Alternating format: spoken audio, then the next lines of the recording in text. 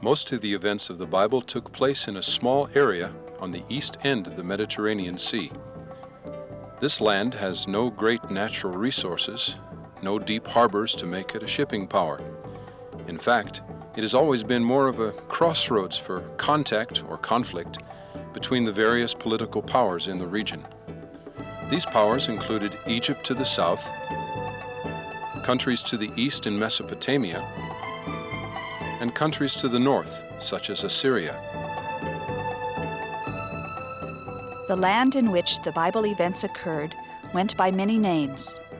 When we first meet it, it is called Canaan. More generally, in the first books of the Bible, the land is often called simply by the names of the many small ethnic groups that lived there. Later, after much of the land had been taken over by descendants of Jacob, who was also called Israel, it is called the land of Israel. Even here, however, there were many variations. When the descendants of Israel had disagreements and split from each other politically, the southern part of the land was called Judah, after one of his sons, while the northern part was still called Israel, or sometimes Ephraim, after one of Israel's grandsons. A couple of generations before the time of the New Testament, the land came under Roman rule. Not long after the close of the New Testament, the Romans changed the official name of the land to Palestine, after another one of the local people groups, the Philistines. In the course of time, the land of the Bible was crossed by a number of international roads. These included a coastal road connecting Egypt with countries to the north and east. It was called the Way of the Sea. Farther to the east, another north-south road connected Red Sea ports with the north. This road was known as the King's Highway. It ran along the plateau to the east of the Dead Sea. Farther to the east, there was another north-south road, known in the Bible as the Desert Road. Because of the difficult topography, there were fewer important east-west highways. One connected the port city of Gaza with trading destinations towards the Persian Gulf. A route of greater importance for east-west movement began in lower Mesopotamia and followed the valley of the Euphrates River as it descended from the west and north. Because of harsh desert conditions in the direct east-west line between Mesopotamia and Canaan, this route followed the river and then turned south into Canaan. This was the route followed by Abraham as he traveled from Ur in Mesopotamia, north to Haran, and then south again to Damascus, and on into the land to which God called him. The Mediterranean Sea also made possible trade contacts with countries to the west. On occasion, the sea also served as a route for invasion from the west and the north. The land of the Bible is not an especially fertile land. It is located on the edge of the desert, and from the north of the land to the south, there is a large drop in the amount of average annual rainfall. Israel is situated just to the north of the largest desert belt on the planet Earth, which stretches all the way from the Atlantic coast of the Sahara Desert, Morocco, up to Senegal, and then going east through Libya, and then coming into Egypt, and then all the way through Saudi Arabia to Rajasthan in India and Pakistan. It's a huge desert. The land of Israel is just situated on the north of it. That means the southern part of Israel is inside this desert. The south of the Negev is extremely dry. You have only 1 inch of rainfall a year, 25 millimeters. But when you go to the north, you have a very sharp transition towards a much better climate, so that the central part and the northern part of the country enjoys a climate which can sustain rain-fed agriculture quite well. In the wintertime, Israel gets under the influence of the so-called depression systems coming in with western winds. And they bring in the rains, particularly in the north, because the trajectories of these rainfall, these depression systems, usually go along Cyprus to Turkey. Only relatively few go more south. And then usually the trajectory is such that when you come in the southern part of Israel, in the Negev, then the air moves over land, over Egypt, rather than over the sea. And that's why still, when it's raining in the north and the center here, it's still dry. Only when the wind direction comes from the northwest, then the rains also penetrate into the Negev. And sometimes can go even to the south, but it is rare. That's why in Eilat, the rainfall is only 25 millimeters a year. It's one of the driest parts of the world. Whereas here, it's about 90 millimeters. And then when you go to Beersheba, it's 200. And near Tel Aviv and Jerusalem, it goes up to 600, 700 millimeters.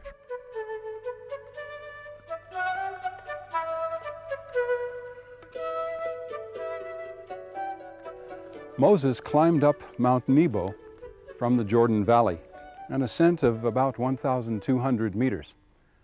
From there, God let him see the land where he would not be allowed to enter. Deuteronomy chapter 34 describes the event in these words. Moses went up from the plains of Moab to Mount Nebo, to the top of Mount Pisgah, east of Jericho. And there the Lord showed him the whole land, the territory of Gilead, as far north as the town of Dan, the entire territory of Naphtali, the territories of Ephraim and Manasseh, the territory of Judah, as far west as the Mediterranean Sea, the southern part of Judah, and the plain that reaches from Zoar to Jericho. Once on an exceptionally clear winter day, I stood near here, and I was able to see Mount Hermon in the far north of the country, a distance of about 150 kilometers. The Israelite town of Dan stood at the foot of Mount Hermon. What kind of landforms would Moses have seen? It is helpful to think of the topography as a series of strips running north and south. In the west, there is the coastal plain. It is flat and sandy and is broken up only rarely by small streams flowing from the eastern hills into the sea.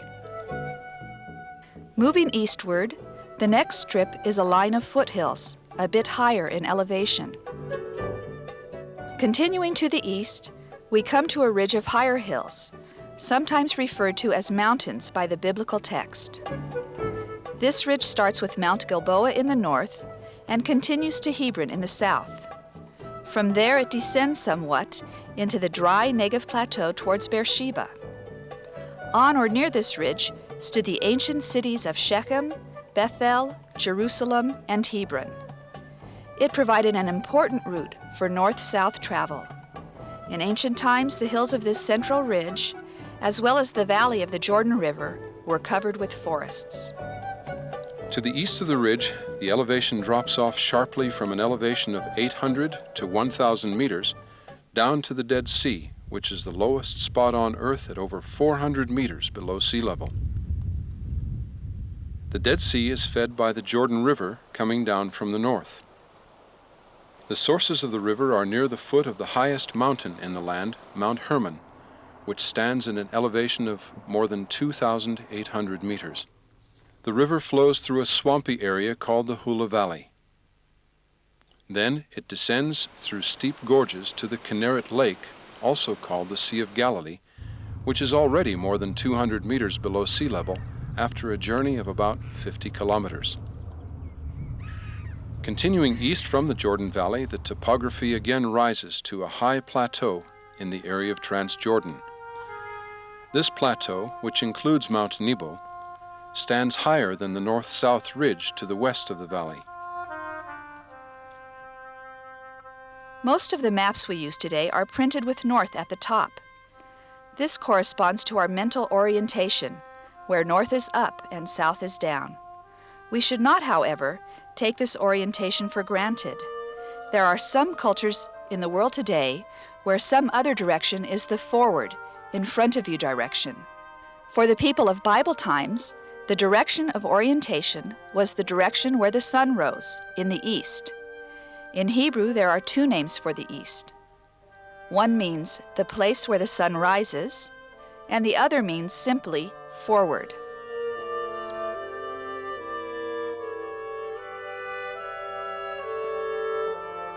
What sources did people have for water in the desert, and how did they store or keep what they found?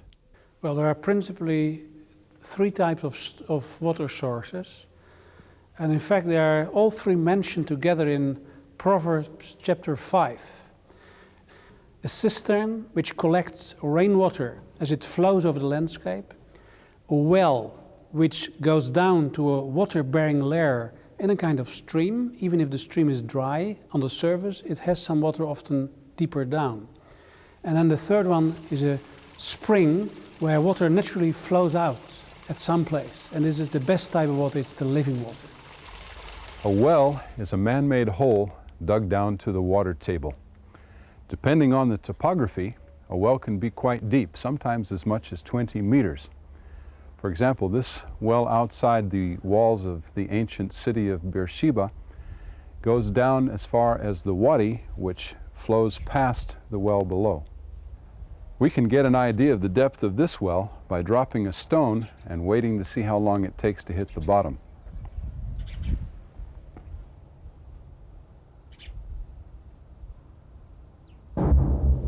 By a rough estimate, this well is over 75 meters deep.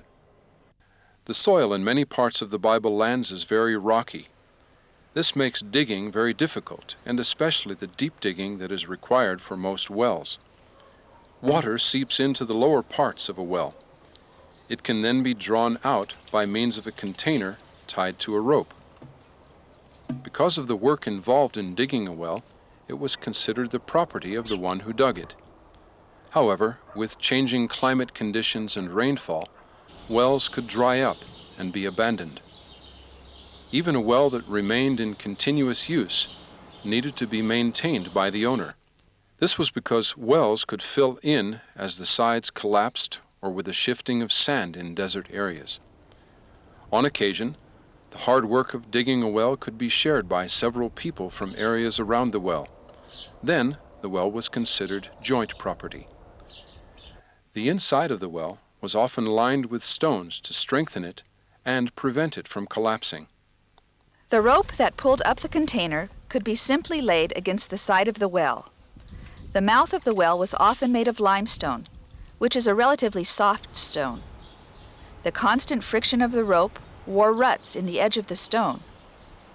Another method was to build a simple wooden frame above the mouth. The container itself might be made of stone or pottery, but more often it was made of an animal skin, which was less likely to break when hitting stones on the way up from the bottom of the well. If an animal tried to get to the water in the deep well, it might fall in and die. The body of the dead animal would then spoil the water in the well.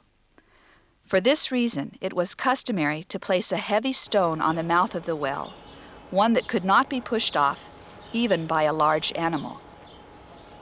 A cistern was a man-made place for storing water. The soil of the Bible lands is often a type that does not quickly absorb the water.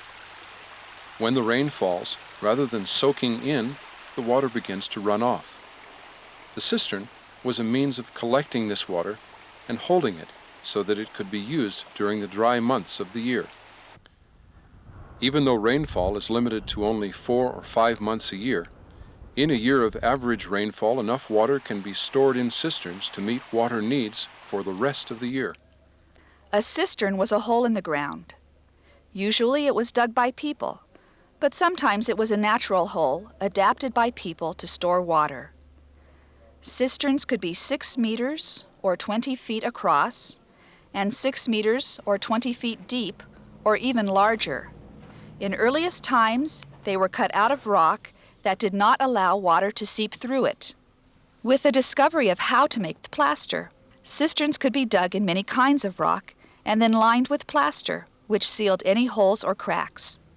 Jeremiah speaks about the uselessness of broken cisterns that could not hold water. Cisterns were sometimes placed in an outside area where water could be collected easily. In populated areas, cisterns were dug underneath houses or nearby. Runoff water was collected from the roof of the house and from nearby courtyards and pathways. Access to the water was sometimes like a well, where a container was lowered into the water from above. In many cases, however, a cistern was made with steps leading down into it. This made it easier to get to the water. It also made possible the very important cleaning of the cistern. As water flowed into the cistern, it carried dirt with it. This dirt settled to the bottom of the cistern. After several years of use, the cistern could almost fill up with this sediment. This greatly reduced the storage capacity of the cistern and eventually would make it useless. It was in just such a muddy cistern that the prophet Jeremiah was kept, as in a kind of prison. A cistern differed from a well in that a cistern received its water from a source removed from it at some distance, while the water in a well accumulated from its immediate vicinity. It is not always clear from the biblical context whether a well or a cistern is intended. Even in dry desert regions, you can find springs. A spring is formed when the rainfall goes down through the upper layers of soil through which it can penetrate and arrives at a harder layer of rock that stops it. Since it can go no farther down, the rain or the water at that point begins to move sideways until it finds itself an exit. That exit forms a spring. We can see here a spring that has been formed by water coming down from outside of this area, and we can see also that where a spring comes in the desert, there will grow up also various kinds of greenery, including reeds. We see here a tamarisk tree or bush. Depending on the amount of water that accumulates on the rocky layer, a spring may stop flowing after only a short period of a few days, or it may flow all year round. In this part of the world, where rainfall is not abundant, people frequently settled near some source of water. In many locations, towns were built on elevated areas for defensive purposes with a spring nearby. If the town was surrounded by a wall, it was sometimes not practical to extend the wall to include the spring, which would normally issue out far down at the bottom of the hill. People devised a way to bring the spring water inside the walls of the town. A vertical shaft was dug inside the walls of the town, much like a large well. The shaft was dug to approximately the level of the spring. Then a horizontal tunnel was cut from the bottom of the shaft to the spring. The water from the spring could either be diverted inside the walls by way of this tunnel, or people could walk through the tunnel to collect water from the spring. From the outside, the spring was hidden with rocks and earth so that it could not be discovered by an enemy. It was through just such a tunnel and shaft that Joab and his men met David's challenge to capture the city of Jerusalem from the Jebusites. They discovered the entrance to the tunnel from the spring, and then were able to defeat those defending the tunnel and enter into the city. Having one or more springs made a property much more valuable. This is well illustrated in Joshua 15 and in Judges chapter 1, where the daughter of Caleb is not satisfied with the land her father gives her until he includes some springs with it. Because water was such a limited and valuable resource, springs are sometimes a symbol of life itself. The prophets speak of God's restoration of the fortunes of the people as springs issuing out in streams in the desert.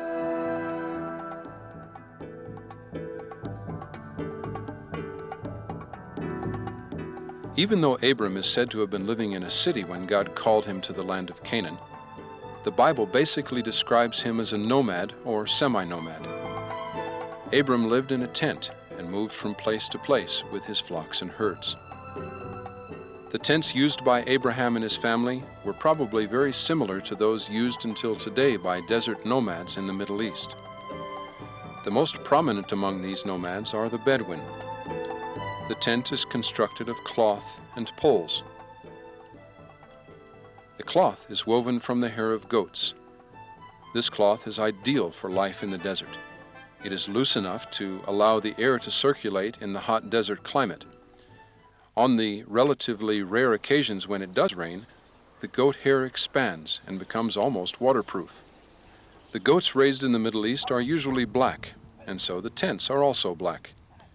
In the Song of Songs, the blackness of the tents is a symbol for the beauty of the woman. The tent was mostly open on one side during the daytime, and it was possible on hot days to roll up several sides. The tent could be divided into sections by simply hanging a cloth to separate a large room into two smaller ones. Among nomads, special emphasis was placed on hospitality for guests. In Genesis 18, we read of Abraham sitting in the open doorway of his tent at the hottest time of the day as he receives guests. Even though the descendants of Abraham from as early as Jacob lived in more permanent dwellings in Egypt and in Canaan, the culture of tent dwellers remained part of their heritage. When the people of Benjamin decided to rebel against King David's grandson, the cry was, "To your tents, O Israel," even though the next verse tells us that they were living in cities. It was not a call to battle. Rather, the meaning is, "Let's go home." When it came time for the nomad to pack up his belongings and move to another location, he needed a reliable means to transport his things. The topography is often rough, and it would have been difficult to use carts or wagons. Instead, the nomads used camels to carry their belongings. Archaeological evidence suggests that camels may have been domesticated as early as 3000 BC. They are first mentioned in the Bible in Genesis 12, among the possessions of Abraham. A mature male camel is able to carry more than 200 kilograms. We know of two kinds of camel today. The Bactrian camel has two humps on its back. The dromedary has only one hump. It was the one-humped dromedary that was found in the land of Canaan, although the Israelites would have been familiar with the two-humped camel, which was found farther east and north in Assyria. Because of this hump on the camel's back, it was necessary to put on it a specially designed saddle in order to ride it. The saddle was made of wood. When camp was set up, the saddle was removed from the camel and placed in the tent, where it was covered with blankets and served as a kind of stool to sit on.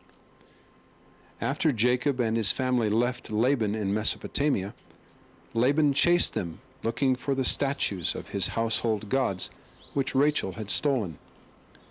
Laban searched Jacob's camp, but could not find the teraphim. When he came to search Rachel's tent, she was sitting on her camel saddle in the tent. She had hidden the small statues under the saddle, and Laban did not find them. The floor of the nomad's tent was just the ground where it stood. The earth floor was usually covered with mats woven from the hair of camels or goats, or from reeds. After the Israelites captured Jericho, Achan took some spoil that had been forbidden. It was not difficult for him to dig a hole in the floor of his tent, hide the stolen items there, and then cover it with the floor mat.